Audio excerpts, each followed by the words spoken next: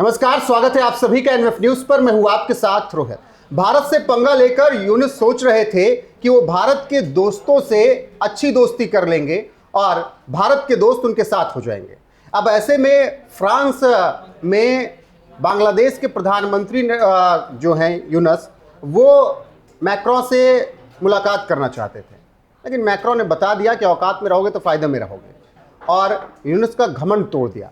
भारत के दोस्त ने बता दिया कि भारत से पंगा लेकर हमारे खास नहीं हो सकते हो। अनुपम जी, देखिए, फ्रांस भारत का एक पुराना मित्र रहा है और एक स्ट्रैटेजिक पार्टनर भी रहा है। अभी आपको पता है कि फ्रांस के साथ हमने बहुत सारे डिफेंस डील की है, जिसमें से प्रमुख डील राफेल है। इसके अलावा और भी बहुत सारी डिफेंस डील है जो फ्रांस के साथ हमारी चल रही है और पहले भी रहा है। जैसे मिराज जो हमारे पास फाइटर जेट्स हैं वो फ्रांस के ही बने हुए हैं ये फाइटर जेट्स। इस वक्त जो बड़ी जानकारी आ रही है इस पूरे मामले में, देखिए, यूएन ओशियान सम्मेलन होना है 9 जून से। ये फ्रांस के नीस में सम्मेलन हो रहा है, जिसमें दुनिया भर के जो राष्ट्राध्यक्ष होते हैं या उनके प्रतिनिधि होते हैं वो जाते हैं। प्रधानमंत्री भी कई बार गए हैं। आपने देखा होगा कि दुनिया में कार्बन कम करने को लेकर जो सबसे पहली चर्चा हुई थी और जो जलवायु परिवर्तन पर एक चिंता जताई गई थी, उसमें प्रधानमंत्री मोदी शामिल थे। और प्रधानमंत्री मोदी हमेशा ऐसे फोरम पर जाते रहे। इस पूरे ये जो पूरी दुनिया मुहिम चला रही है उसमें भारत ने बहुत बड़ा आर्थिक योगदान भी दिया है। तो और इसके अलावा अपना सामाजिक योगदान जो होना चाहिए वो तो देता ही देता है। तो प्रधानमंत्री नरेंद्र मोदी और भारत के बिना ये पॉसिबल, इसकी कामयाबी पॉसिबल नहीं है। हालांकि इसे नाम तो दिया गया यूएन ओशियान सम्मेलन, लेकिन इसमें बांग्लादेश को भी बुलाया गया था। पहले बांग्लादेश को भी जाना था। अब जब कहीं पे किसी देश में ऐसा कोई बड़ा आयोजन होता है, ऐसा समझ लीजिए G20 का आयोजन हुआ था भारत में 2023 में, तो उसमें क्या हुआ कि जिन देशों के प्रतिनिधि आए थे या उनके राष्ट्राध्यक्ष या उनके प्रधानमंत्री या राष्ट्रपति आए थे, उन्होंने इस मुलाकात के बाद यानी G20 समिट के दौरान, उसके खत्म होने के बाद या उससे पहले या उस बीच में बायलैटरल बातचीत की थी, द्विपक्षीय बातचीत हुई थी। द्विपक्षीय बातचीत हमेशा दो देशों के बीच सिर्फ होती है, और ऐसा जो सम्मेलन होता है उसका मकसद होता है कि पूरी दुनिया पर इसका असर पड़े। यहाँ पर एक चीज फिर से कंफर्म मैं अच्छी तरह से क्लियर कर देना चाहता हूँ, जो द्विपक्षीय बातचीत होती है वो सिर्फ दो देशों के बीच होती है, और उसमें जो मसले होते हैं, जो इश्यूज पर चर्चा होती है, सिर्फ उन दो देशों के बीच के इश्यूज पर चर्चा होती है। लेकिन कोई अगर बड़ा इंटरनेशनल फोरम है उस पर पूरी दुनिया के बारे में चर्चा होती है। तो अब यहाँ पर मोहम्मद यूनुस ने ऐसी इच्छा जताई कि मैं फ्रांस के राष्ट्रपति इमैनुअल मैक्रों के साथ एक बार द्विपक्षीय बातचीत करना चाहता हूँ। अब लग गया उनको झटका। फ्रांस ने कहा कि नहीं, एक काम करिए, आप अगर आना चाहते हैं तो ऐसे आइए और नहीं आना चाहते हैं तो तुरंत वापस हो जाइए।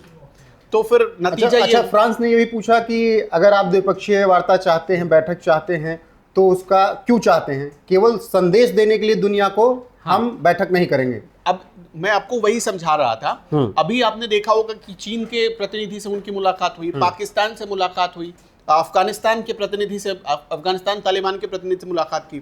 तो मोहम्मद यूनुस अब ये दिखाना चाहते हैं कि वो मिडिल ईस्ट से बाहर निकलकर अब इंटरनेशनल अपनी छवि बनाना चाहते हैं। और चूंकि पूरी दुनिया को पता है कि बांग्लादेश में इस वक्त लोकतंत्र नहीं है, तो इसलिए मोहम्मद यूनुस को बहुत ज्यादातर देश भाव नहीं दे रहे। इसमें अमेरिका भी शामिल है।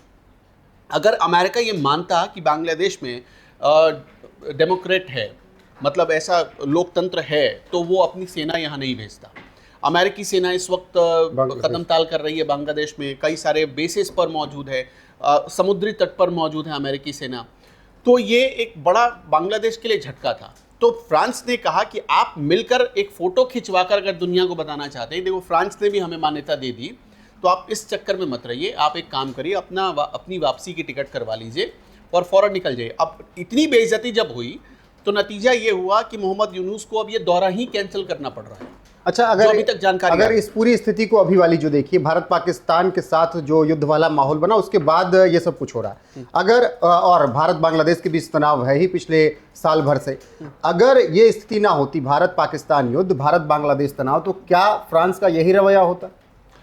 देखिए, फ्रांस भारत का, जैसे मैंने आपको शुरू में ही बताया, कि एक बहुत बड़ा, एक सच्चा स्ट्रैटेजिक पार्टनर रहा है, और इस वजह से फ्रांस भारत के जो खिलाफ देश खड़े रहते हैं उनको ज़्यादा तवज्जो नहीं देते। जैसे कि मिराज उसने पाकिस्तान को भी बेचा, लेकिन मिराज जो बेचा था उसमें कहा था कि इसका कभी भी भारत के खिलाफ इस्तेमाल नहीं कर सकते हो। Terms and condition. हाँ, और इसी तरह अमेरिका ने जब F-16 बेचा तो अमेरिका ने भी कहा था कि भारत के, वो तो पाकिस्तान अलग अलग वहाँ पर झूठ बोल बोल कर बार बार अपने फाइटर जेट्स का इस्तेमाल कर लेता है, लेकिन सच्चाई यही है कि फ्रांस हमेशा उसको मना करता है। और एक बहुत हैरान करने वाली बात जानते हैं क्या इस पूरे मामले में, जब यूनुस से ये पूछा गया कि आप एक बात बताइए कि संदेश देने के अलावा कोई और मोटिव हो आपका, कोई और सब्जेक्ट हो जिससे हम कुछ बात कर सके, कोई नतीजा निकाल सके, तो उन्होंने कहा कि जी आपका हम राफेल खरीदना चाहते हैं। फ्रांस ने बोला पहली फुर्सत में निकलो। राफेल किसके लिए खरीदेंगे, सवाल तो ये भी है। हाँ, अब ये जैसे इसके बाद तो फ्रांस बातचीत करना भी चाहता था, लेकिन जैसे ही कहा कि हम आपका फाइटर जेट खरीदना चाहते हैं, अब उसमें देखिए मैंने राफेल का नाम लिया, हो सकता है वो मिराज भी खरीदना चाहता है, जो भी है, बांग्लादेश की जो अपना पॉकेट जो अलाउ करे। तो इसके बाद फ्रांस ने, वही मैंने कहा कि उसका यही मैसेज था कि आप पहली फुर्सत में निकल जाइए, और नतीजा ये हुआ कि 9 जून से नीस में जो ये यूएन ओशियान सम्मेलन हो रहा है उसको रद्द करना पड़ा है वहाँ का अपना दौरा, और रद्द करने के बाद बांग्लादेश में वापस आ रहे हैं वो। बांग्लादेश के इतना ही नहीं, जो वहाँ पर फ्रांस में बैठे हुए बांग्लादेश के अधिकारी थे, जो उसके राजदूत थे, एम्बेसडर्स, उन्होंने बहुत सारे आग्रह किए हैं फ्रांस के राष्ट्रपति से कि हमारी एक, मतलब हमें 5 मिनट के लिए ही सही, 2 मिनट के लिए ही सही, आप एक बार मुलाकात करने दीजिए। केवल एक तस्वीर के लिए मुलाकात है, और ये तो मैक्रोन को पता है। फ्रांस ने मना कर दिया है, मतलब कि द्विपक्षीय बातचीत फ्रांस के साथ नहीं, फ्रांस बांग्लादेश के साथ नहीं करना चाहता है। और आपको भी पता है कि ये झटका ऐसे वक्त में लगा है जब भारत ने कह दिया है कि देखो हमारे लैंड पोर्ट और हमारे जितने भी पोर्ट्स हैं उनका तुम्हें इस्तेमाल नहीं करने देंगे, और दुनिया को ये कह दिया है कि अगर आप बांग्लादेश से कोई सामान लेते हैं तो ये ध्यान रखिएगा वो भारत के पोर्ट से नहीं जाना चाहिए। और इससे पहले शिपमेंट बंद ही कर दी थी। इससे पहले आप जो शिपमेंट की फैसिलिटी मिली थी वो भी बंद कर दी थी भारत ने।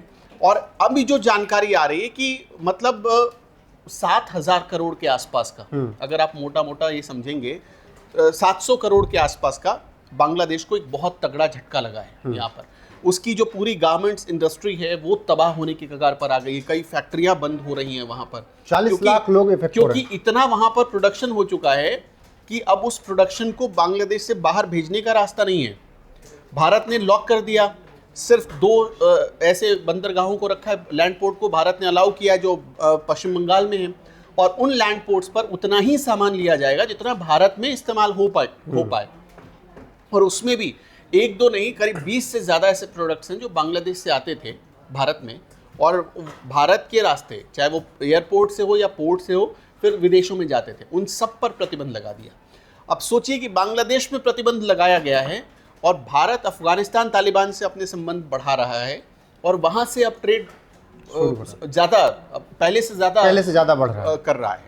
ये एक मैसेज है बांग्लादेश के लिए कि अगर तुम अच्छे रास्ते पर चलोगे तो तुम्हारे साथ अच्छे देश भी खड़े रहेंगे। अब एहसास हो रहा होगा कि पाकिस्तान के साथ बैठकर गलती कर दी। देखिए, जब ये डीप स्टेट का मामला सामने आया था, जब डीप स्टेट का मामला पीक पर था, और जब मोहम्मद यूनुस को, वहाँ पर एक क्लिंटन फाउंडेशन है अमेरिका में, ये आरोप लगा था कि क्लिंटन फाउंडेशन को जो फंड जाता था वो जॉर्ज सोरोस देते थे, और क्लिंटन फाउंडेशन ने इन्हें पीस का अवार्ड दिया था मोहम्मद यूनुस को।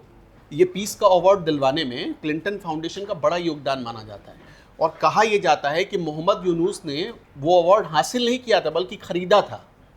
कुछ बहुत गोपनीय जानकारियां क्लिंटन फाउंडेशन को देकर और CIA को बेचकर फिर वो पीस अवार्ड खरीदा था उन्होंने, ऐसा आरोप लगता आ रहा है उनके ऊपर, अभी तक यही आरोप लगता आ रहा है।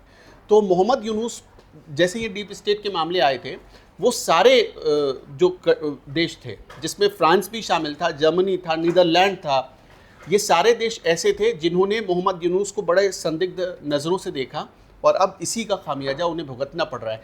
जितनी जगहों पर दक्षिणपंथी सरकारें हैं वहाँ पर कम से कम मोहम्मद यूनुस को कोई पूछ नहीं रहा है, ये तो क्लियर हो गया। बिल्कुल, और ताज़ा उदाहरण यही है कि फ्रांस में वो एक फ़ोटो खिंचवाना चाहते थे राष्ट्रपति इमैनुअल मैक्रों के साथ, और दुनिया को ये संदेश देना चाहते थे कि देखिए भारत के एक परम मित्र फ्रांस ने भी हमारा साथ दे दिया है।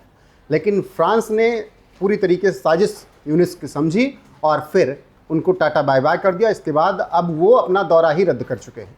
फिलहाल बने रहिए हमारे साथ, हर एक अपडेट आपको एनएफ न्यूज़ पर मिलती रहेगी लगातार। नमस्कार।